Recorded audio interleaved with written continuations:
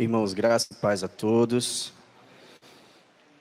Abra sua Bíblia no Evangelho de Jesus, segundo o registro de Lucas, no capítulo 14.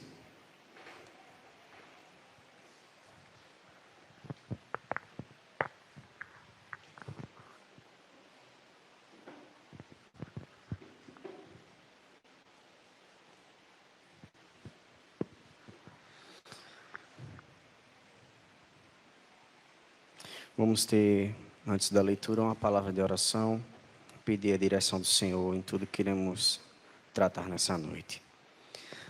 Senhor querido, nós te louvamos, Pai, pelo privilégio que nós temos de poder estar reunidos aqui num ambiente confortável, onde podemos estar tranquilos, sim, em saber que não há atrás de nós perseguições,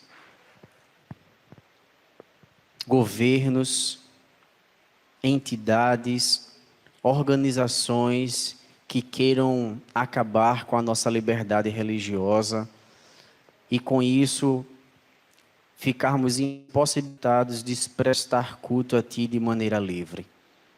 Nós te louvamos pela liberdade que temos em nosso país, te louvamos pela oportunidade que temos de poder ler a Tua palavra, de poder ouvir a Tua palavra, de poder entoar louvores ao Senhor e de expressar a nossa fé a Ti.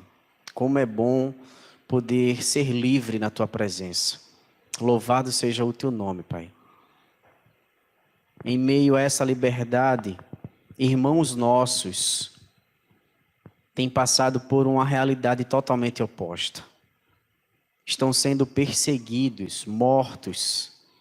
E essa realidade que eles estão passando sempre fez parte da história e da vida da tua igreja. Por isso nós somos privilegiados. Que o Senhor nos dê um coração fiel, um coração árduo, que busque a tua palavra, que busque a tua presença. Que nessa noite, e nesse momento em especial, onde a tua palavra será lida por nós, que tu se manifestes de maneira salvífica, que tu se manifestes de maneira que nós saiamos daqui alimentados, edificados, exortados, corrigidos e edificados pela mensagem que o Senhor nos trará ao coração nessa noite. Fica conosco e dirige o nosso coração e a nossa mente para entendermos a leitura da tua palavra. É o que nós te pedimos em nome de Jesus. Amém. Meus irmãos, talvez alguns aqui já tenham formação, seja técnica, seja de nível superior. E é bem possível que você, ao lecionar o curso no qual você hoje é formado, você parou para avaliar e estudar mais a fundo do que se tratava o curso, para saber se o seu perfil era de acordo com a profissão que você exerceria mediante a formação que você fez. É natural que se faça isso antes.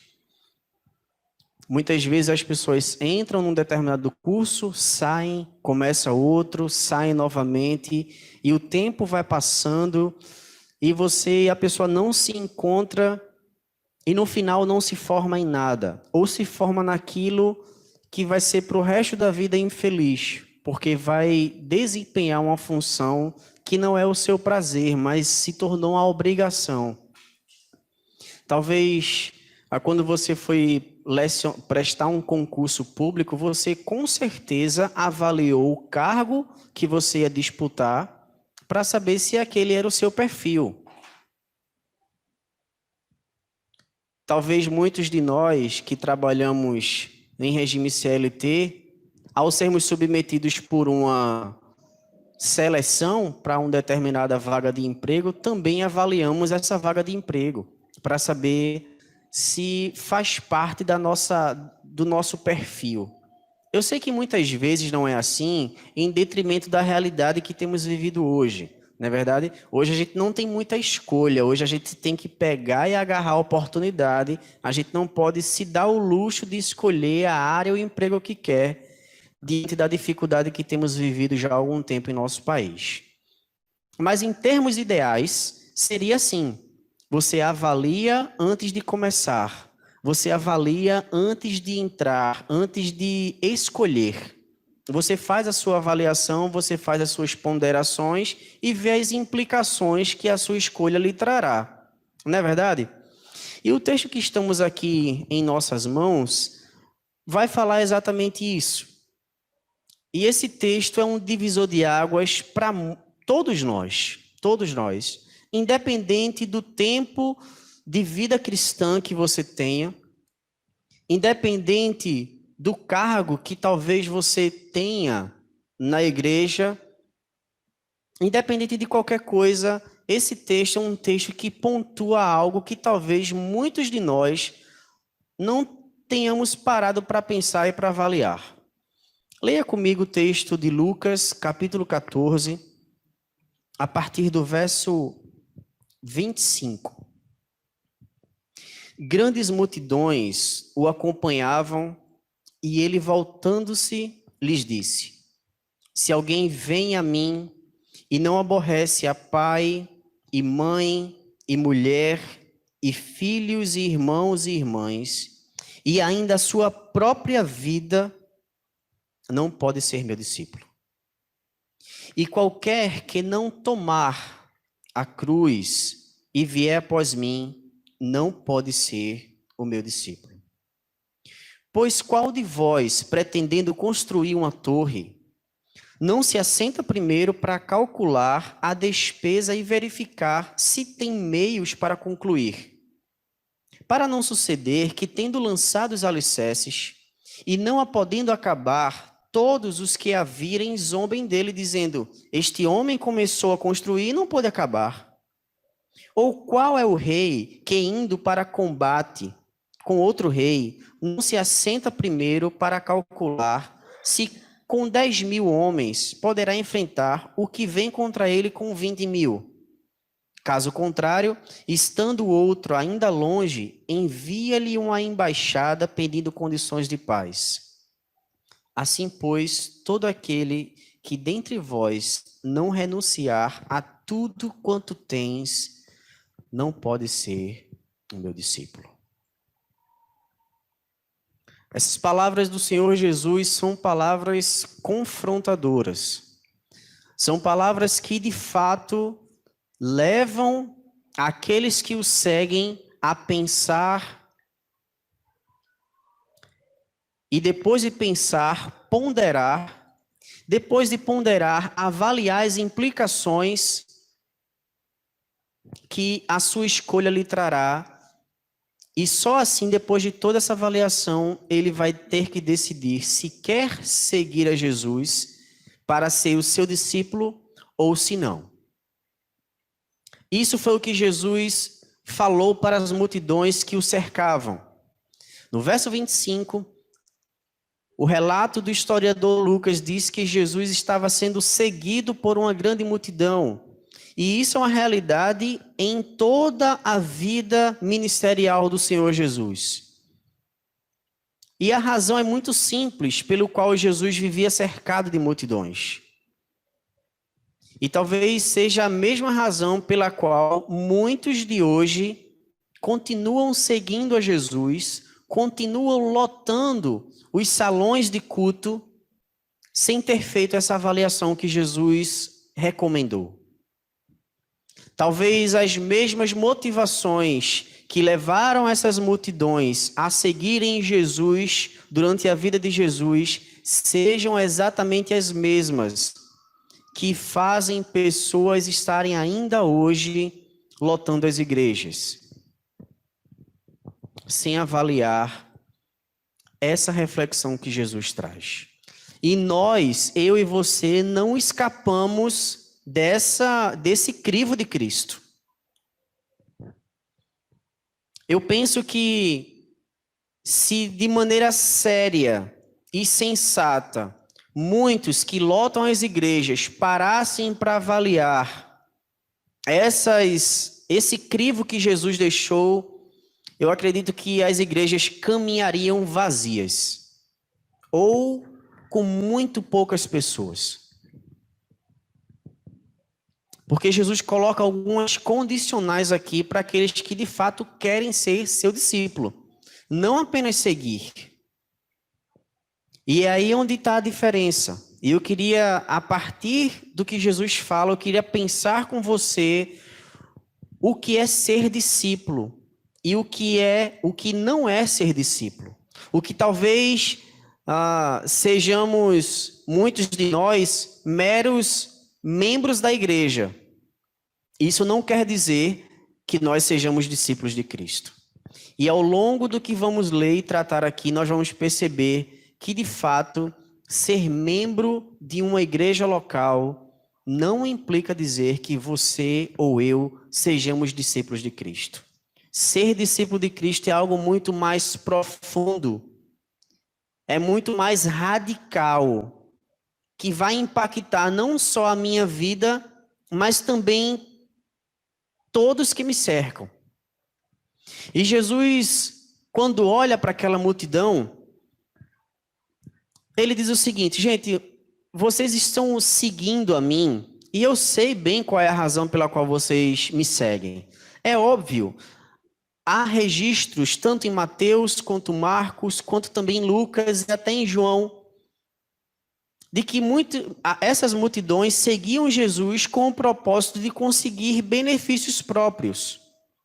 Muitos queriam curas, muitos queriam que os demônios fossem expulsos de si mesmo ou de algum parente, queriam que as suas necessidades financeiras fossem sanadas, queriam que os seus casamentos fossem bem-sucedidos, ou os problemas que se instalaram no casamento fossem solucionados, ou talvez porque um parente meu, ou meu filho, ou um sobrinho meu está longe do evangelho. Então são essas as razões pelas quais muitos, tanto daquela época quanto de hoje, buscam a pessoa de Jesus Cristo. E Jesus, sabendo quem somos e sabendo quem cada um é no meio daquela multidão, ele olha para a multidão e diz: vamos lá, o negócio é o seguinte, quem quer vir a mim, e só quem quer vir a mim, perceba que Jesus não está forçando ninguém, ele está apenas estabelecendo um crivo para que aquele que decidir seguir Jesus avalie. Ele diz: se vocês quiserem seguir a mim, vocês precisam abandonar pai e mãe. Em algumas traduções, vocês vão ver o termo abandonar. Em outras, vocês vão ver odiar. E na tradução que temos em nossas mãos, nós vemos o termo aborrecer. Essas três palavras, ela traz o mesmo sentido. No termo original, quer dizer amar menos. Então, o que Jesus está dizendo para aquelas pessoas, ele está dizendo o seguinte: se você não amar menos a seu pai, a sua mãe, a sua esposa, seus filhos, seu irmão e sua irmã, e até a você mesmo, sua própria vida, você não pode ser o meu discípulo. Essa é a condicional que Jesus usa, ou pelo menos a primeira delas: amor. Se aqueles que decidirem ser discípulos de Cristo não amar a Cristo sobre todas as coisas, não pode ser discípulo de Cristo. E meus irmãos, Jesus ele vai no âmago do coração do homem, tocando exatamente nas partes mais sentimentais e sensíveis, que é a família, que é o relacionamento familiar. E para quem é pai, para quem é mãe, não consegue certamente mensurar o tamanho do amor que tem pelos seus filhos, mas ele consegue mensurar o que ele pode fazer pelos filhos. Se você perguntar a qualquer mãe o que ela é capaz de fazer pelos seus filhos, ela vai dizer qualquer coisa. Eu sou capaz de fazer qualquer coisa pelos meus filhos. Talvez ela não mensure o tamanho do amor dela, Mas esse amor é tal a ponto dela dizer assim: eu sou capaz de fazer qualquer coisa pelo meu filho, pela minha filha. Jesus está dizendo: o amor que você tem pelo seu filho precisa ser menor do que o amor que você precisa ter por mim, caso você decida querer ser minha discípula ou meu discípulo. E aqui essa é uma condicional que talvez muitos de nós não paramos para avaliar antes de dizer assim: Senhor, eu vou te seguir. E o fato de seguirmos a Cristo, sem de fato o amarmos sobre todas as coisas, traz para nós e também para a própria igreja do Senhor consequências terríveis. Primeira coisa, a multidão ou os membros ou o membro de uma igreja local, ele não tem compromisso com a igreja. E aí você esteja se pensando assim: mas Franklin, eu sou membro da igreja presbiteriana, como é que você pode dizer que eu não tenho compromisso com a igreja presbiteriana? O membro, ele não tem compromisso com o próprio Cristo. Ele não tem compromisso com a palavra de Cristo. O membro, ele dá as costas ou renuncia na primeira oportunidade que ele tiver. O membro, ele não tem compromisso com os princípios de Cristo, mas com os seus princípios. Ele não tem compromisso com aquilo que Cristo quer para a vida dele, mas ele tem compromisso com as decisões que ele quer para a vida dele. Esse é o membro de uma igreja local. O discípulo, o membro que é discípulo, me entendam bem, tá certo? Eu caracterizei aqui um mero membro de uma igreja, que estava na igreja há um determinado tempo, que passou pelo discipulado, que foi avaliado pelo conselho da igreja, que foi recebido pela igreja.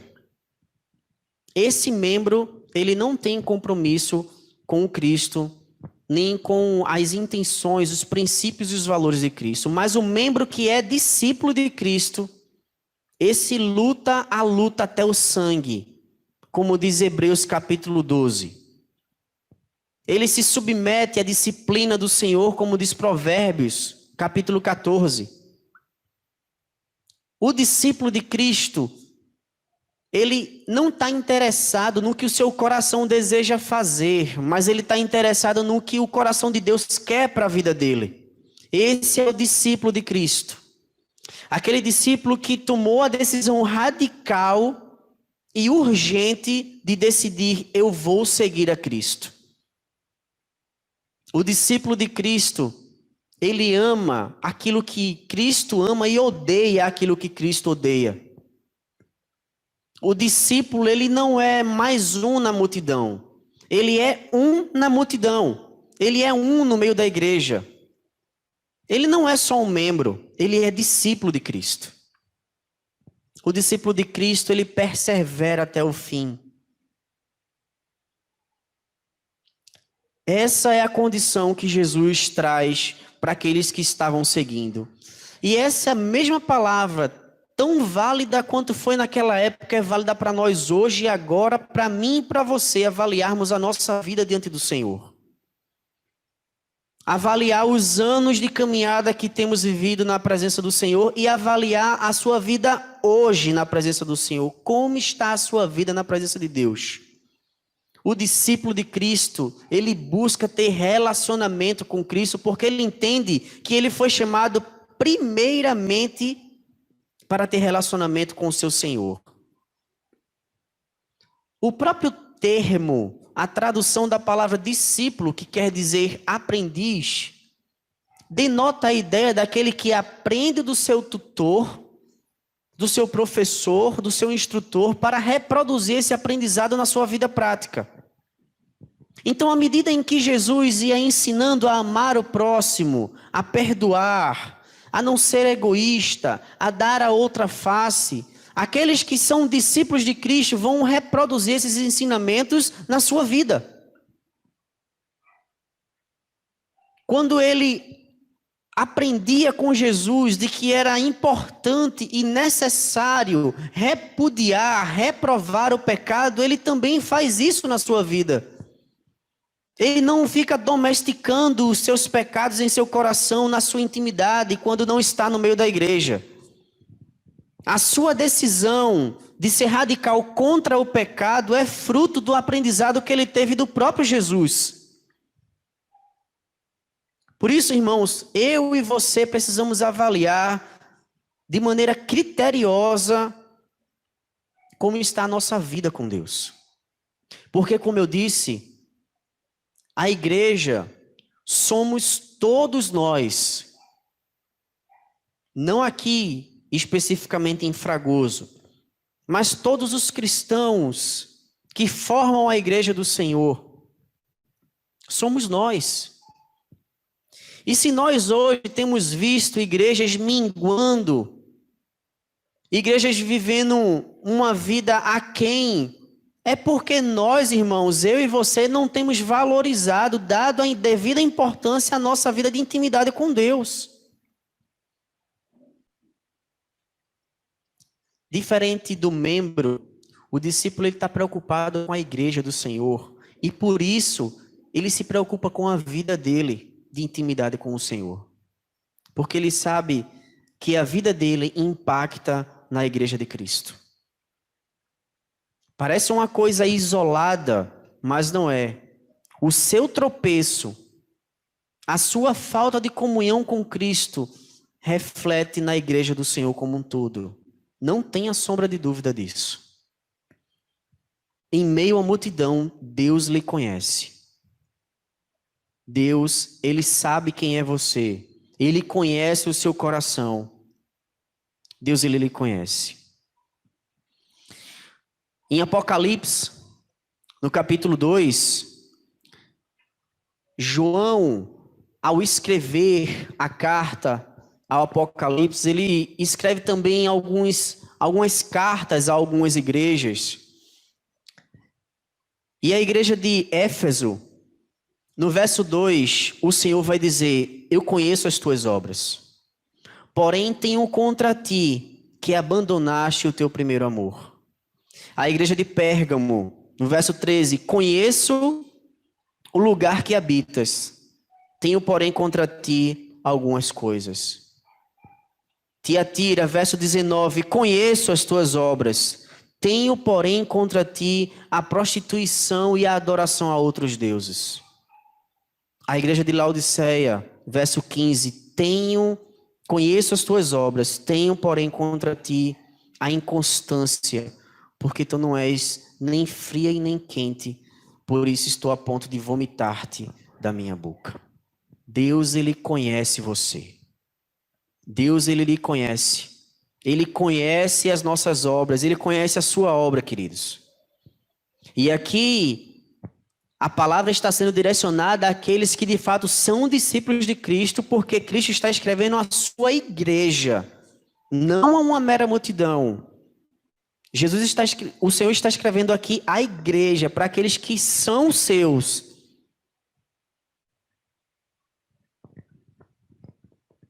Para aqueles que de fato foram alcançados pela graça do Senhor, foram tornados novas criaturas em Cristo Jesus. Jesus está dizendo: eu lhe conheço, eu conheço você.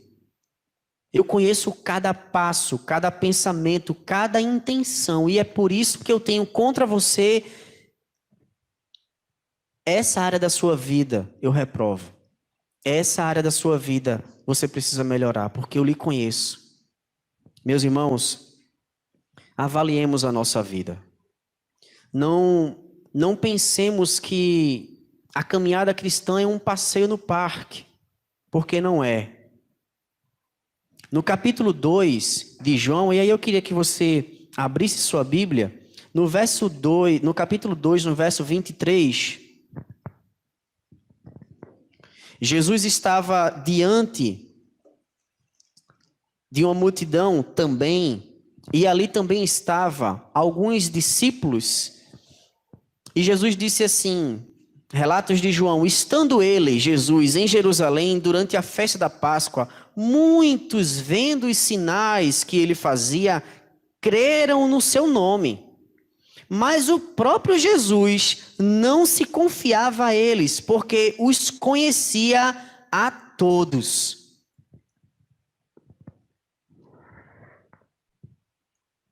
Aqueles que creram em Cristo ali, João diz que nem Jesus mesmo acreditou na conversão, na fé daqueles que diziam crer nele, porque Jesus conhecia a natureza humana.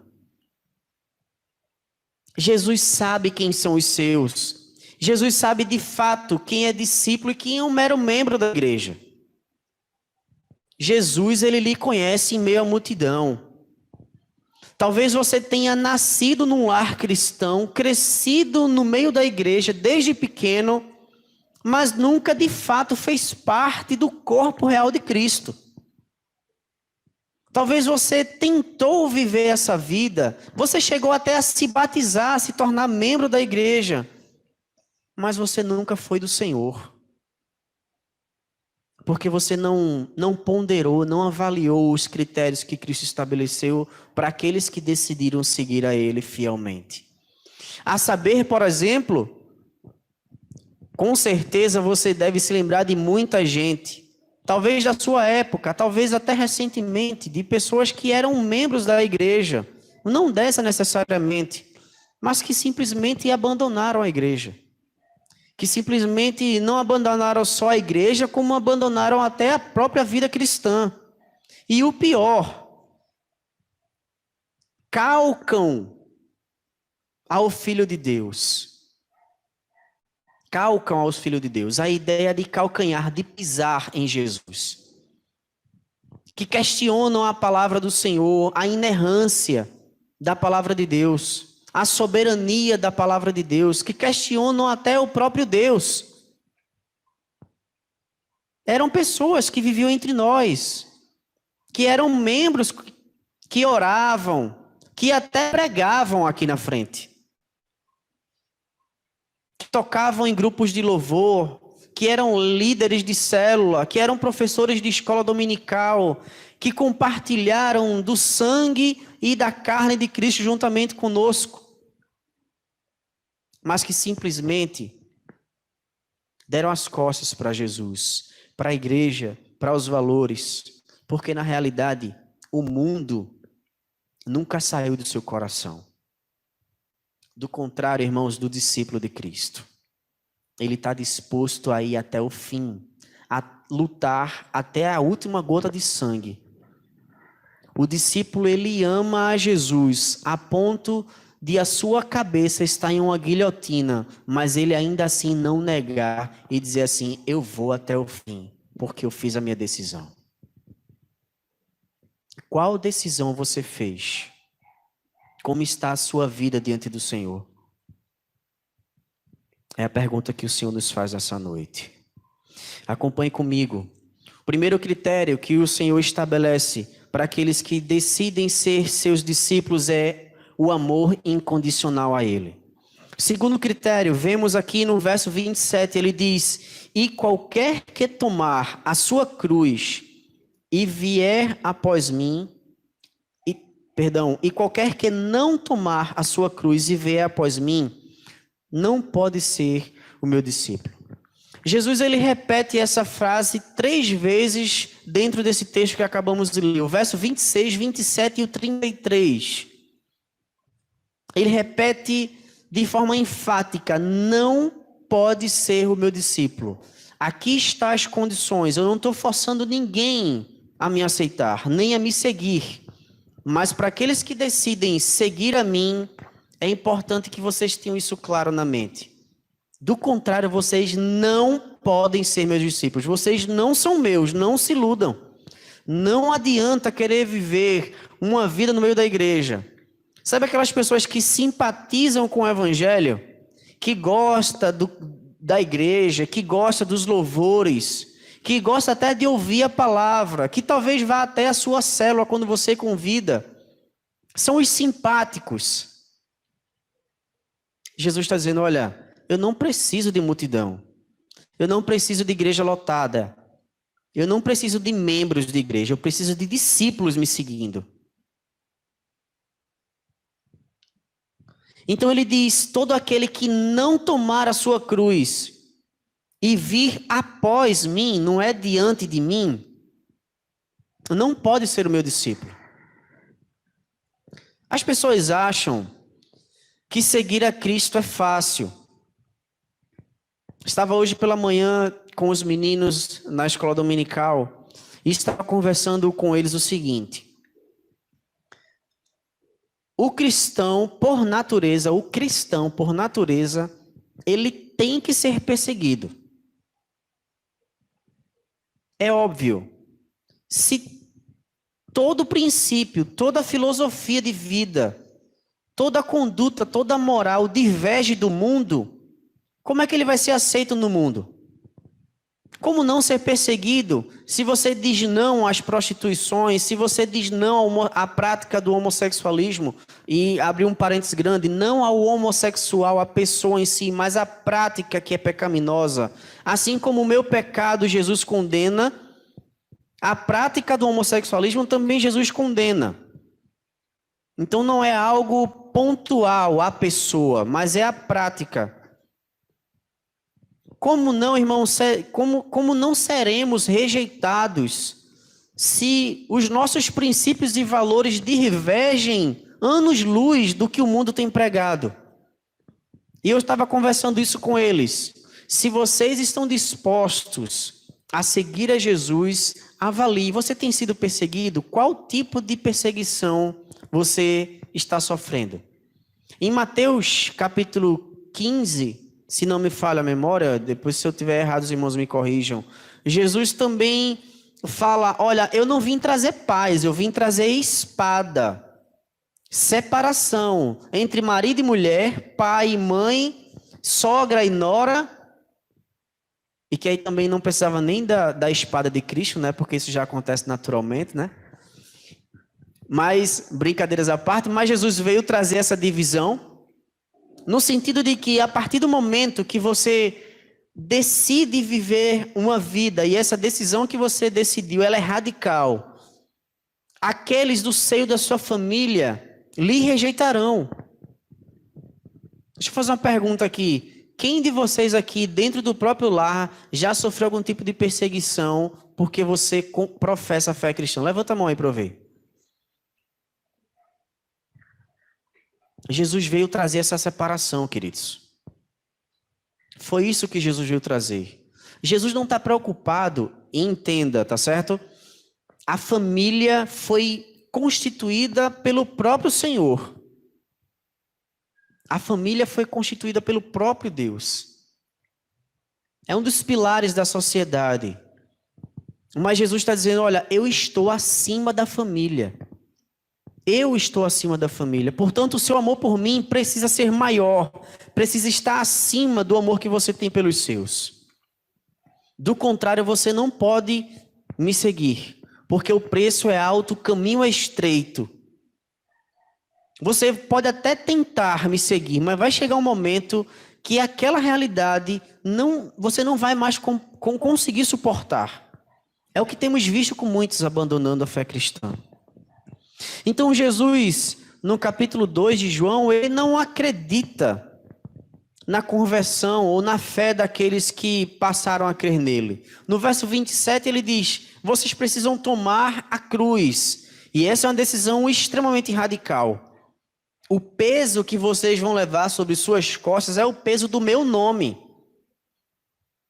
E vocês, certamente, os irmãos devem se lembrar da instrução que Jesus disse: olha, quando vos perseguirem, quando vos injuriarem, quando vos maldisserem, não se preocupem. Na realidade, eles estão fazendo isso com vocês porque vocês professam o meu nome. Todos os que vieram antes de vocês também passaram por isso. Entendam, se você decidir carregar o nome de Cristo, você vai passar por sérias dificuldades. Não é carregar o nome de Cristo no adesivo do carro, ou colocar na janela da sua casa, ou na porta, ou no tapete da sua casa, irmãos. É colocar propriedade exclusiva de Deus no coração. não como adesivo. Porque quando nós nos tornamos propriedade de Cristo, é Cristo que dá a direção. É Ele que dá a ordem, é Ele que decide se é ou se não é, se faz ou se não faz, se vai ou se não vai. Porque Ele é o nosso dono. Nós somos a sua propriedade. Logo, nós não temos a decisão da nossa vida, mas temos que pedir a direção daquele que é o dono da nossa vida. Essa é a cruz. Está disposto a levar nas costas, irmãos? Negue-se a si mesmo, disse Jesus. E depois, só depois que você ponderar as implicações que essa decisão lhe trará, você venha após mim, depois de mim. Você não estará na minha frente. Você estará atrás de mim, me seguindo, olhando para mim os meus passos e reproduzindo os meus ensinamentos. E talvez houvesse alguém ali que quisesse aprender do que se tratava a palavra de Jesus, e era por isso que ele falava em parábolas, e aí ele vai dar dois exemplos aqui interessantes. Ele vai falar de um construtor de uma torre, e ele vai dizer, pois qual de vós, pretendendo construir uma torre, não se assenta primeiro para calcular a despesa e verificar se tem os meios para concluir? Para não suceder que, tendo lançado os alicerces e não podendo concluir ou acabar, todos os que virem dele zombem, dizendo, este homem começou a construir e não pôde terminar. É um exemplo prático, é a mesma coisa. Jesus está sendo bem retórico, ele está repetindo a mesma coisa, ele apenas está reforçando a instrução que ele deu. Ele está dizendo, olha, me seguir é como um homem que decide fazer uma construção, seja uma torre, seja uma casa, seja um prédio, seja uma reforma na casa. O óbvio é que você antes calcule o gasto, os custos que você terá com mão de obra, com material e etc., para que assim depois você lance os alicerces, comece a construção.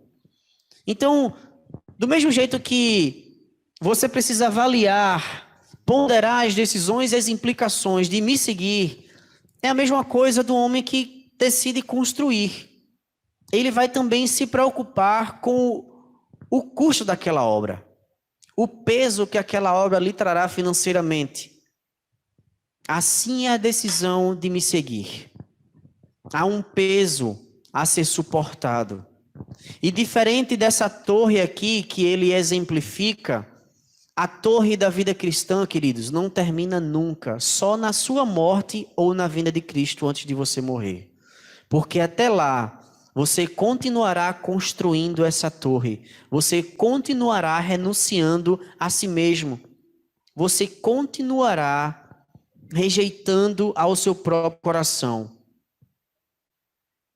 E ele conclui dando mais um exemplo, falando de um rei que decide entrar em guerra com outro rei, mas ele tem apenas 10.000 homens, enquanto o outro, seu oponente, tem 20.000. Então ele pondera. E aí ele, sabendo que não vai ganhar essa guerra, ele envia-lhe uma embaixada de paz, pedindo para que a guerra cesse, porque ele sabe que não vai conseguir ganhar aquela guerra. É o mesmo exemplo, Jesus está sendo retórico, redundante.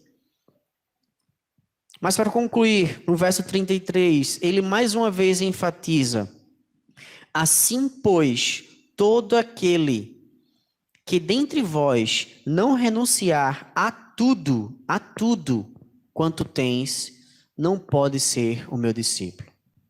O que é que Jesus não está querendo dizer aqui, tá certo? Vamos primeiro entender o que é que ele não está querendo dizer. Jesus não está dizendo que você tem que abrir mão de tudo aquilo que ele já lhe deu, que você conquistou na sua vida. Ele não está dizendo isso. O tudo aqui não tem a ver com as conquistas, com as bênçãos que Deus lhe deu. O que ele lhe deu é graça dele. E ele não vai tirar para que você o siga. O tudo aqui tem a ver com o coração. O tudo aqui tem a ver com aquilo que eu amo mais, que não pode ocupar o mesmo lugar, o mesmo espaço no coração. Não pode haver dois senhores. Não pode haver dois deuses, não pode haver dois amores. Já disse Jesus, porque senão eu vou agradar um e aborrecer o outro. Então, você precisa retirar tudo que tem em primeiro lugar no seu coração para que eu possa habitar e para que você possa me seguir, porque do contrário, mais uma vez, Jesus é enfático dizendo, você não pode ser meu discípulo, de maneira alguma. Meus irmãos, essa é uma decisão radical. Viver o evangelho é uma decisão radical. Diferente do que muitas pessoas hoje se titulam, se rotulam dizendo que é cristão, mas quando você vai avaliar os frutos, você não encontra, ou encontra frutos ruins. E aí, de fato, disse Jesus que essa árvore não presta, ela só presta para ser cortada e lançada no fogo. Você deve conhecer aí muitos atores que hoje se dizem crentes, mas que você vai ver a vida das pessoas não condiz. As pessoas não estão dispostas a renunciar, não estão dispostas a abrir mão. As pessoas simplesmente ignoram o que Jesus estabeleceu como critério. Vão continuar amando as mesmas coisas, vão continuar se rendendo aos prazeres do seu próprio coração. Esse não é o discípulo de Cristo. Esse talvez seja um membro de uma igreja, mas não um membro que é discípulo. Para concluir, uma vez que aceitamos a Cristo, eu queria refletir com vocês nessa frase. A salvação é o ato de olhar para a cruz e crer em Cristo. Mas se tornar discípulo é o ato de, após crer, tomar a cruz e segui-lo. Que nós avaliemos sinceramente, irmãos, a nossa vida. E eu gostaria que, assim como eu, você avaliasse as palavras do Senhor e, de fato, tomasse uma decisão hoje. Avalie sua vida e tome uma decisão. Nós não podemos continuar vivendo uma vida dominical, vindo todos os domingos à igreja, vivendo essa rotina religiosa, mas ao mesmo tempo domesticando os nossos pecados e ignorando a nossa vida de relacionamento com Cristo, porque isso enfraquece a igreja do Senhor. Deus lhe chamou para relacionamento, primeiramente. Foi por isso que Jesus morreu, para que nós tivéssemos novamente relacionamento com Ele. Jesus não morreu para que nós preguemos o Evangelho. Jesus morreu para nós nos relacionarmos novamente com Ele, primeiramente. Ele nos redimiu da culpa que a lei nos impunha. Assumiu essa culpa para que nós pudéssemos olhar para Cristo novamente, olhar para Deus novamente. Esse foi o primeiro motivo pelo qual Jesus morreu. Foi para que eu e você tivéssemos relacionamento com Ele. E esse relacionamento, ele promove vida no meio da igreja. Vida no meio da igreja. O meu pecado e o seu pecado, a minha vida medíocre e a sua vida medíocre na presença do Senhor, enfraquece a igreja do Senhor. Que Deus tenha misericórdia de mim e de você. Porque Ele conhece cada um de nós, Ele conhece o nosso coração. E com certeza, Ele tem algo contra o que temos vivido hoje. Que nós melhoremos para a glória do Senhor e passemos a viver uma vida cristã séria e radical na presença do Senhor, para a glória dele mesmo. Vamos orar? Senhor Deus, nós te louvamos, primeiramente pela tua graça, primeiramente pela tua paciência conosco, Pai. Pela tua longanimidade, pela tua bondade, porque nós não merecemos, mediante a vida que talvez muitos de nós estejam vivendo, uma vida muito aquém daquilo que o Senhor estabeleceu para que vivamos. Mas ainda assim o Senhor tem sido paciente conosco. E do mesmo jeito que o Senhor conhecia as tuas igrejas e tinha algo contra elas, o Senhor sempre no final dizia: olha, vem cá, vamos corrigir isso. Eu estou disposto a te perdoar. Por isso nós te louvamos pelo teu perdão, pela tua graça e misericórdia para conosco. Obrigado, Senhor. Obrigado porque o Senhor não nos trata segundo as nossas obras, segundo as nossas iniquidades. Obrigado porque a tua ira, ó Deus, sobre nós, ela é apaziguada por meio de Cristo. Obrigado, Deus, porque assim como o Ocidente dista do Oriente, assim é a tua misericórdia para conosco. Louvado seja o teu nome. Muito obrigado. Ó Deus, nos faz sair daqui decididos a viver uma vida radical na tua presença. A sermos radicais com a prática do pecado, abandonar definitivamente. A sermos radicais a ignorar o nosso próprio coração quanto à nossa vida de relacionamento contigo.